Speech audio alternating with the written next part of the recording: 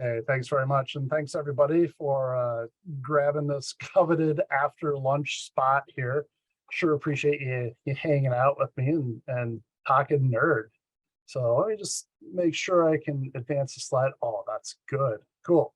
So I've got some resources, got a copy of the deck and some cheat sheets and stuff here. This will come back up again at the end of this presentation. Feel free to hit me up, mention me on Twitter. And also, just so you know, if you've never been to an AJ talk before, I go fast, I have lots of slides, 95 of them. So who am I?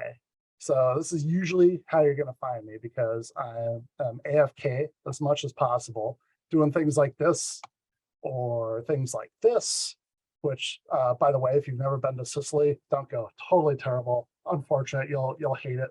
The beaches are, it's amazing. Anyway, I also do a fair amount of this, and I like to think that I'm neurodivergent. At least, when I was taking my ADHD test a couple of years ago, like I got bored in the middle of it. So, go figure. Also, a data nerd and hacker lazy. Now, these last three things kind of like come together and play in your favor and in my team's favor because I get bored doing the same thing over and over and over. And I'm like, well, that's lame and I don't wanna because lazy, but I also like all the data, right? So I wind up making robots to do things for me. And the core of that process is what we're gonna talk about today. So here's what we're gonna talk about. We're gonna talk about tools for doing stuff, data sources, analyzing, manipulating, how to go faster and make your mistakes on a much bigger scale. It'll be great. Times when maybe your text editor isn't the right tool for this job. So there we go. So let's talk tools. We're going to talk about two tools today. One is Sublime Text, which I really like. I think it's beautiful. I've got a lot of shortcuts kind of baked into me, and it's built for comfort. And Notepad++, I also like, and it's built for speed. So one of the biggest differences between these two editors is that Notepad++ loads the actual text, just straight up text editor, load it, go. Sublime Text actually renders everything in the background, so it's much prettier. And for small files, great choice. For big files, like we're going to talk about here in a minute, maybe start with Notepad++, whittle down until Sublime makes a little bit more sense. All right. So pick your poison as you will. Both cups are probably filled with iocane powder, but you never know. So what sort of things are we talking about? What are we going to load up here? What are we actually looking at, right? So log files, if you like, observables are great. And that's what we're going to use for most of our examples today. You can, of course, always scrape web data, delimited data, really any sort of text where you got a lot of it and you want to be able to whittle down to just the things that you care about in the time that you're looking, right? So how do we do it? First, we do visual analysis, which is a cute way of saying, like, let's look at patterns. And I get this isn't text, right? But this is a great example of what visual analysis is. So 2 lines pulled out of Splunk, just looking at the trend line here, the timeline, right? We see a repeating pattern. And then we see a pattern that does not repeat, right? And of course, as DFIR pros, we're always interested in the outliers, the things that are like, what's going on? So we do the same thing with text files. So this is a screenshot from Sublime Text. And specifically, the thing I want you to look at is anywhere in this image, do you see patterns that might make you say, oh, I wonder what that is. I'm just going to take a little pause here so I can breathe. It's all good. There are some patterns right over there on the right. So this is a little feature that Sublime Text has that I use all the time, which is awesome. It kind of shows you a preview of your file and you can scroll through. You'll see just the shape of the presentation change. You'll know that something within that data changed, right? So let's take a little closer look. So here's what these different shapes actually represent when you go in and you look at those data.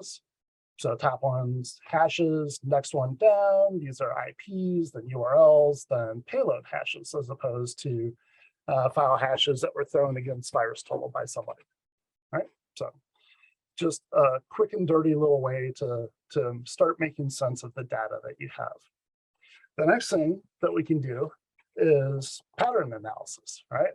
So we want to sort through our data in a number of different ways. So we find patterns. Patterns point to data. So maybe we've got, chunks of data, whatever, and that data, as we analyze it, work through it, becomes information. That information actually drives our program, drives our decision-making, drives our responses, right? So this is one way to sort alphabetically. What does that actually look like with data? There you go. You got a whole bunch of URLs, or domains, whatever, they're jumbled. You want to unjumble. So alphabetical sort, quick and dirty, super easy. And this might unearth some patterns that you can make sense of.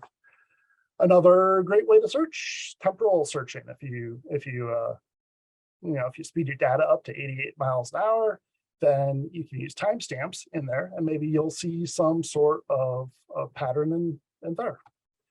Another opportunity here is like, what is it? What kind of data actually is there? So this is the end of a whole bunch of regexing and stripping out, but these are the 16 categories of data in everything that my MISP instance knows about SOFACI/app28/fancybear/ whatever you want to call it, right? So I just said, MISP, give me all the data that you have about this stuff. And it gave me 1.4 million lines of comma separated data. And these 16 categories once you get down to it. Another way is counting what you have. So like here, if we just look for things that are in, like associated with file names, I've got almost 5,100 file names. But if you count something different, oh, sorry, fail.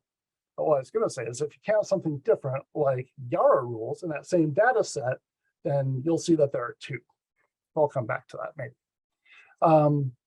So how can we go faster in this whole process, right? How do we speed it up?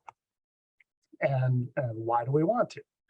So it's the process of amplification is awesome, right? It lets you work at scale, it lets you handle things like a 1.4, 1.5 million line CSV, no problem. Spend a few minutes instead of hours scrolling through it.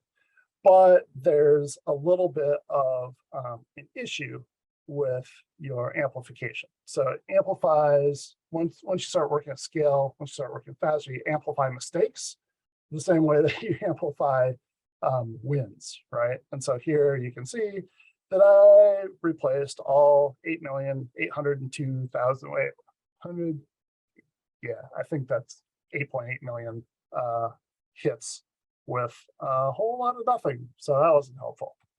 And then you get to go to your team or your boss, be like, oh, that was dumb. So the way that we're going to start with amplification is by deduplicating our data, right? We don't want to have multiple versions of our data that we're working on. So strip out everything, and our text editors make that super easy. Both Sublime Text and Notepad++ have just click into edit in Sublime, permute lines, de-unique, and that'll strip out duplicates, bang, done. And in Notepad++, similar thing, go to line operations, remove duplicate lines. And just a little pro tip with this one is that the deduplicating, so you have a really big file and you start cutting stuff out, right? You're going to replace it with nothing, right? You'll replace it with null values, so those lines just be gone, but that doesn't mean that your text file is automatically going to collapse. So you'll eventually, if you're really working this process, you can have a really long file, lots of rows that are empty, and you want to just collapse all those. And so this is a great way to do that. I'll just take out every line that's blank except for the first one, because that's not a duplicate. So we have here, almost 1 million lines saying, oh, it's typed text. And if we dedupe, we go down to 74 lines, and we can see that here are, things in that type field in this document. So another way to amplify, kind of turbocharge, go faster is to diff 2 or more documents. And the more part is really interesting to me. Like I've diffed a lot of things. I'm sure you have too, and one of the reasons that I started looking at how can I compare multiple documents, multiple values in one document in a non-diff way is that, let's be honest, I can never understand how to interpret diff as the results come out. Like Darrow's point, this way or that way, does that mean that that file doesn't have it, this file doesn't have? Who knows, right? So I wanted an easier way, and it turns out that this way will allow you to diff as many files as you want at once. So it's not an exact diff, but what it will tell you is what does not exist in the other files. All right. So here we have fruit, computers, another random list, and the difference, right? So easy peasy files. So you can see what's there, fine, basic list. And then all I did here to diff them is, again, with a permute lines, right? So what that's going to do is it's going to leave the first instance of any data that the editor comes across and remove all others. So for instance, you can see that in the fruit category, we've got apple, and in computers, we also have apple, right? So when we diff that, apple goes away from the second list, and cherry goes away from another random list. Those are all gone. The reason I highlighted the Mac here is because you can see that the second Mac did not go away, because you can set your permutation to be case sensitive or insensitive. And just depending on your use case, that can be both important and helpful. So that's a great use case that has, just before I dive into regex, that whole diffing thing can be surprisingly useful. And I've got an example I'm gonna swing back around here with. So hold on to that thought for just a sec. But then regex. Regex always makes me, well, I was gonna say always, it often gives me warm fuzzies when it works, and it makes me pound my mouse and keyboard when it doesn't work. And so hopefully stepping through this will give any of you who haven't spent a lot of time with regex some ideas about how to make it go. And in the repo that I've linked to at both ends of this deck, there are some cheat sheets and some resources around regex that I've linked out to. So I highly recommend getting regex under your fingers and just playing with it and seeing what it can do, and kind of working up the learning curve of it, because it really has big payoffs down the road, right? So regex stands for regular expressions, and at its core, it's just a way to find patterns in text, right? So regex might look like this, and this is an excellent, like super warm, fuzzy, easy to wrap your brain around example, I know, right? So I did this on purpose a little bit. What we have here are two different kinds of expressions. So ones in blue are basically non-capturing groups, which means we're going to match something, but we don't actually care about it, right? And then the ones in green are capturing groups, which means we're going to match something and we do care about it. And just in case anyone's interested, a dot in regex means match any character.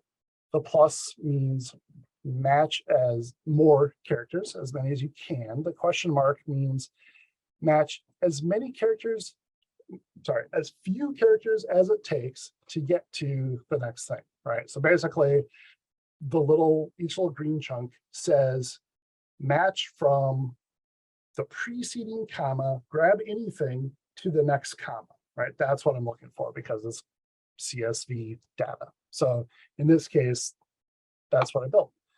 And so if you look at the type of fields, the field names in the CSV, this MISP object that we've been kind of looking at here, these are all the different things, right?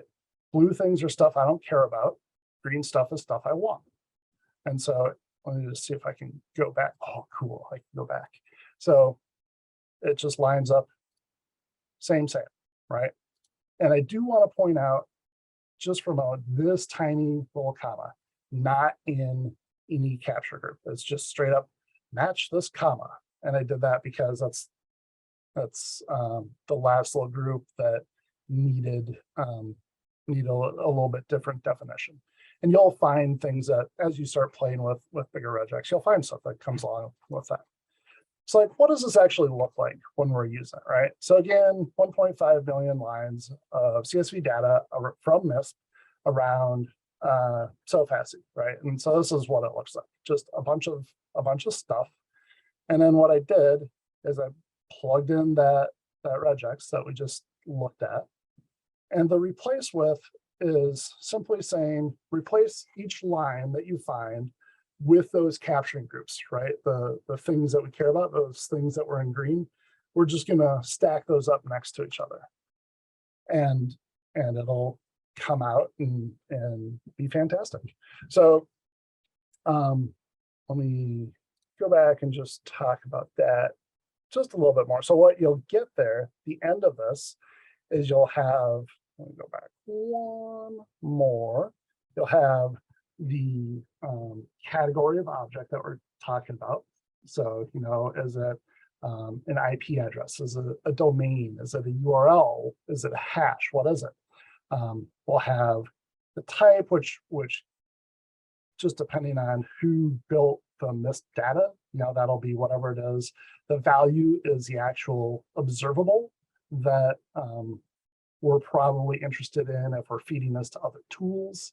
The date coming out of MISP, like you guys saw, is seconds from the epoch, and that may or may not be useful to you. And then object name is just if there's data there. All right, so that'll all just get lined up here, and it'll be fantastic. In the repo, there's a document that shows what that looks like. And so we may or may not have an example of that come up here. We'll see here. So these patterns that we're talking about, right? When you go into your text editor, you start figuring out, how do I actually grab the pieces of data I want out of MISP, out of an Active Directory dump, out of whatever you're looking at, right? These all become scriptable. You've established what your regex is, and now you can just mostly lift and shift the regex that you're using in one of these editors into your script. There may be a little bit of monkeying around that you need to do to make everything work, because these editors use different variations of the regex engine, and it just depends what language you're scripting in, whether it's an exact lift and shift or whether there's a little more trial and error there. But it's all scaffold to go faster and make things happen really well. So one of my use cases in my current org was to build out a bunch of regex that identified assets by custodial group, right? And then tag them and make that, tag them in our vulnerability scanner, so that when we're looking at stuff in the vuln scanner, coming back to try to understand who owns what, it's a lot easier. So lots of different use cases, and this is part of what that process looks like, that tagging process, right? So you can see some regex here, and it looks kind of intimidating and like a lot of stuff, but just talking through it a little bit, and this is all spelled out in a lot more detail in any regex cheat sheet you find, or regex101.com, lots of things that, again, link to in the additional resources, right? So this first one, let's just look at that. So desktop things look like the little caret is saying start at the beginning of the line. And then inside the brackets are LDMP, right? And so what that says is there's a range of 4 characters. And if one of those characters is at the beginning of the line, followed by /D is a decimal, right? So 0 through 9, then a dot and a star means anything else that's probably a desktop machine. And so I scripted that out, use that to apply tags, and then at some point that'll require, some return and review by human, but that bulk of tagging, that was 6,000 assets, done, tagged. So that's cool. All right, so examples. We're talking about that CSV again. Same one, we've been talking about process of denoisification. We start with this, then we put in that big stretch that says, hey, I want these 5 things. We get that down to this, and that takes, like, if you just literally take this, the clean example file from the repo, you cut and paste the regex in, it'll take your text editor, maybe 60 seconds or something to go through and mow down all the cruft out of there and leave you with this behind. If you want just observables, same process, just a little more, right? And this is a way to handle all this data. You can do the same thing with log files, whatever you want. So that's one way of handling data coming out of MISP. Taking a look at another example here, is like, what sort of data do I have? What kind of indicators do I have? I don't really care what the indicators are. I'm more interested in what sorts of data showed up in this file. And so this is doing a similar sort of just rip and replace to show us data, but instead of focusing on indicators, we're focusing here on the type column in that CSV. And you can see here, we've got like 71,000 matches for MD5 hashes. And we've got 2 matches for some Sigma in here. And so I don't know what's going to be more useful in your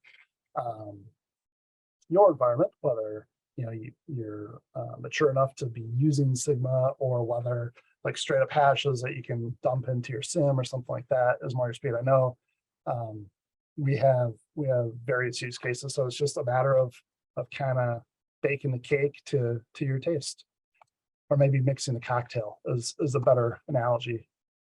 And then again, just another little sort, find, anything that's network activity. Show me, what do we have? We've got almost 240,000 hits, right? And so this is just a way to understand your data better, to kind of wrap your arms around it, and to say, oh, this is what I've got going on. So I may have used regex to fire a vendor. Sorry, not sorry.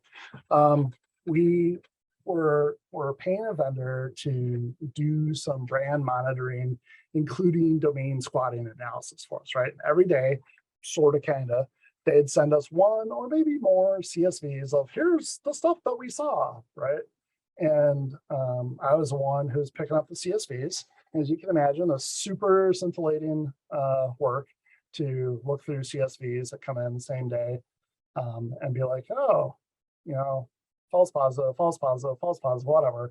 Or you gave us this before and it's still not right? So it's literally just a CSV with URLs, anywhere between 2 and a couple of times more than 100, And so because we saw this vendor, as we were looking at the data, we saw them, and we're like, hey, I think we've seen this before. Pretty sure we saw that one before. We needed a way to track what was actually going on there, right?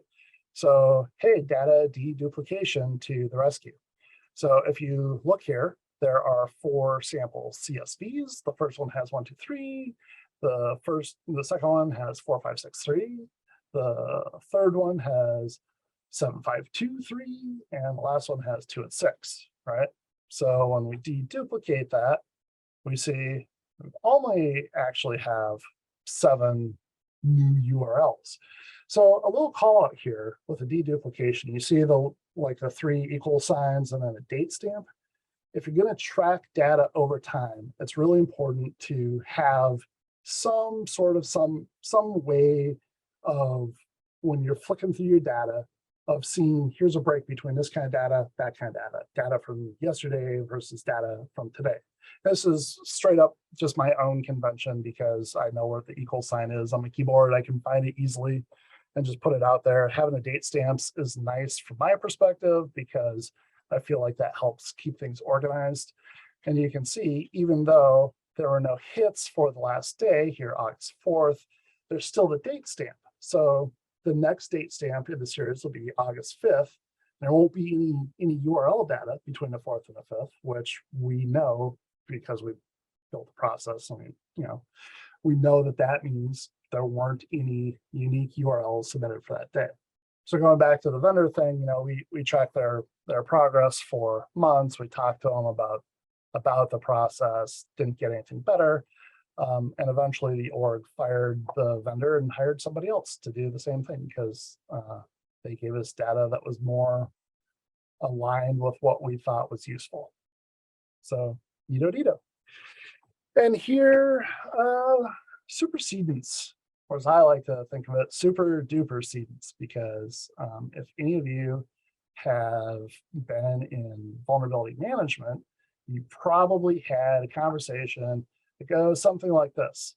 Oh, we can't patch that, or we already have patched that, but it's just a matter of supersedence, right? Like we have a KB installed in this Microsoft box that supersedes all the other patches. So even though your vuln scanner says that needs this thing installed, it's actually superseded by that thing. And whenever somebody comes to me and says, oh, we can't patch that, my response is, well, fight me, right?